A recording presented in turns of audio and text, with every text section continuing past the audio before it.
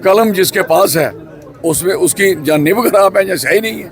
फीते काटने पे जोर इतना है, इतना जोर है फीते काटने पे, आप सोच नहीं सकते। कोई छोटे सा कमरा भी काट लो, इनको क्या पता है लोग हालात क्या होते हैं। हमें पता है, वो इनके कहने पे वोट डाल देगा, मेरे कहने पे नहीं डालेगा। तो ये सारी चीज़ें समझनी चाहिए। जिसके पास कलम भी ठीक है, सही भी है, उसके पास चलाने का अख्तियार नहीं है। और इनकी भी गलती है, जब वोट पड़ते हैं ना, ये भी नहीं सोचते उस समय ये मोदी साहब को तो टीका, तो आपने इनको रोकना है या उनको रोकना है।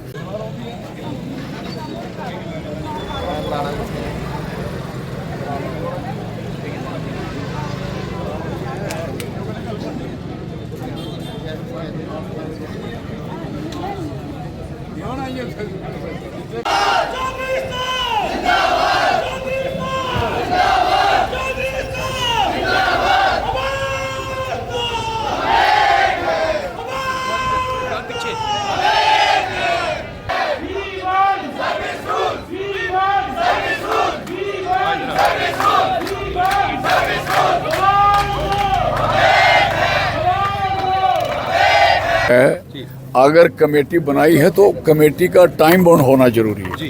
टाइम बाउंड मैं भी शकीना जी से बात करूंगा कि इसको टाइम बाउंड करिए। और एक हॉस्पिटल ने 6 हॉस्पिटल सफ़र कर रहे हैं और उससे मरीज सफ़र कर रहा है।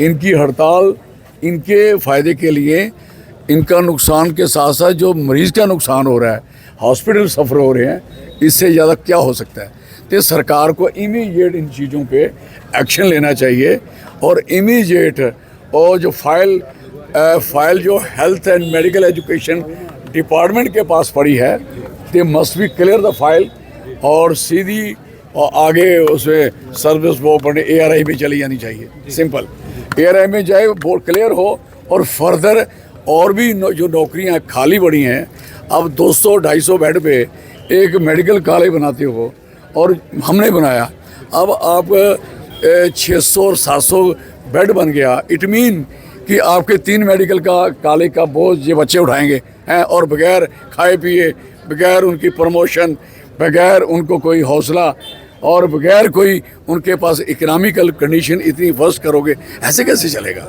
This is very very bad, very, मैं कहता हूँ वेरी अनफॉर्चुनेट। और हम इनकी सपोर्ट करेंगे भाई, सीधी सी बात है, इनके साथ हैं, इनके साथ सहयोग करेंगे। यहाँ तक भी बात होगी मिनिस्ट्री से होगी, ARI से होगी, कहीं भी जब इनकी फाइल कहीं मूव करती है। और देखो 7 साल से फाइलें मूव नहीं हुई, 7 ईयर्स, और 7 साल से, और इतने बड़े लोग, कभी गवर्नर साहब रहे, कभी दूसरे रहे। अब ये हॉस्पिटल इस तरीके से, और आपके फीते काटने पे जोर इतना है, इतना जोर है फीते काटने पे, आप सोच नहीं सकते। कोई छोटे सा कमरा भी काट लो, छोटी सी बाथरूम भी काट लो, मतलब इन चक्करों में दुनिया इतनी बड़ी हुई है। प्रोग्रेस, ये डेवलपमेंट है। डेवलपमेंट उसको बोलते हैं, सबसे इम्पॉर्टेंट है कि बंदे की जान और उसके बाद माल और एजुकेशन। अगर ये जगहों पे हमारा काम ही नहीं ठीक चल रहा तो इससे बड़ा और क्या सकता है। चौधरी साहब, क्या देखते हैं लोग अभी भी आपको याद करते हैं, आप जब मंत्री थे, स्वास्थ्य मंत्री थे, तो इस तरह से प्रदर्शन नहीं होते, इस तरह से लोगों को परेशानी नहीं होती थी, तो क्या देखते हैं लोगों, देखो सर, जो आदमी हॉस्पिटलों में अटेंडेंट, जो हॉस्पिटल में बीमार रहे हो, अटेंडेंट रहे हो, कभी किसी बुजुर्ग के साथ, किसी नाने के साथ, किसी माँ के साथ, जब वो बच्चे रहे हों, तो मुझे बताओ कभी हेल्थ मिनिस्टर बनने तो क्या होगा। असली बात यह है, ये जो सिल्वर और गोल्ड स्पून के लोग हैं, इनको क्या पता है लोग हालात क्या होते हैं। हमें पता है, जब अंदर आए तो मेडिकल कॉलेज में कोई दाखिल है तो सफाई कर्मचारी बेचारे आते सुबह, ओए निकलो बाहर, निकलो। मैंने वो देखा सीन, क्यों निकलो, कि वो डॉक्टर साहब आ रहे हैं। डॉक्टर साहब आ रहे हैं तो फ़ायदा होना चाहिए, निकलो बाहर।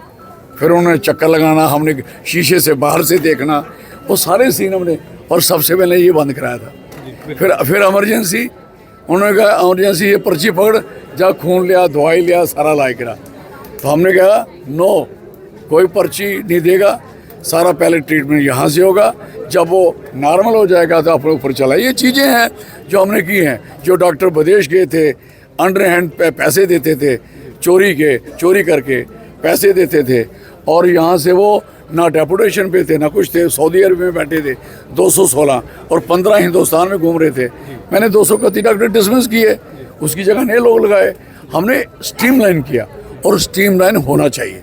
तो सर क्या देखते हैं, आप आए इनके प्रोटेस्ट में, आप इनकी बात सुनने आए, ये हमेशा प्रोटेस्ट में बैठते हैं, कोई इनकी कोई बड़ा मंत्री नहीं आता, कोई सरकारी मुलाजिम नहीं आता इनकी बात सुनने के लिए, ना ही कोई लोकल विधायक आता है सुनने के लिए। और इनकी भी गलती है, जब बोर्ड पढ़ते हैं ना, ये भी नहीं सोचते उस समय ये मोदी साहब को तो टीका तो आपने इनको रोकना है, उनको रोकना है। मुझे सीधी सी बात है, अगर ये लोग सारे लोग इतने लोग हैं ना, यही कितनी दुनिया को देखते हैं, और जिस मरीज के ऊपर सिर पे हाथ फेरेंगे, लाए करेंगे, वो इनके कहने पे वोट डाल देगा, मेरे कहने पे नहीं डालेगा। तो ये सारी चीज़ें समझनी चाहिए कि इनका अगर नुकसान हुआ है तो ये लोग नहीं आते, पे वो नुकसान करने वाले लोगों को बनाते क्यों हैं? क्यों बनाते हो भाई दीदी? जिसका काम ही नहीं है आपके पास आना, लोगों की मुसीबत को समझना, लोगों की तकलीफ को समझना, जब आना ही नहीं है तो वो कुर्सी पे कैसे बैठे हैं? कोई असेंबली में होगा, कोई पार्लियामेंट में होगा? और दिस नॉनसेंस, ये बहुत बुरी बात है। ये इन्हें कोरोना वॉरियर्स का दर्जा दिया गया था, फूल इन पे बरसाए गए थे, इन्हें हार पहनाए गए थे। आपको याद है भैया कोरोना में एक बेचारे जो लड़कियां स्टाफ, कोई नर्सेज थी, कोई पैरामेडिकल के थे, इधर वो बेचारे उसका धरने पे बैठे, उनको उस समय वो अपनी कई एक दो की जान भी गई थी, तो वो बेचारे धरने पे बैठे और उल्टा उनसे इनको पुलिस से धक्के मार के निकलवाया गया, और दूसरी तरफ से कह रहे हैं वो भारी रहो। तो मैंने सारे सीन देखे हैं, आई नो एवरीथिंग। अनफॉर्चुनेट कलम जिसके पास है उसमें उसकी या निब खराब है या सही नहीं है, और जिसके पास कलम भी ठीक है, सही भी है, उसके पास चलाने का अख्तियार नहीं है। शुक्रिया।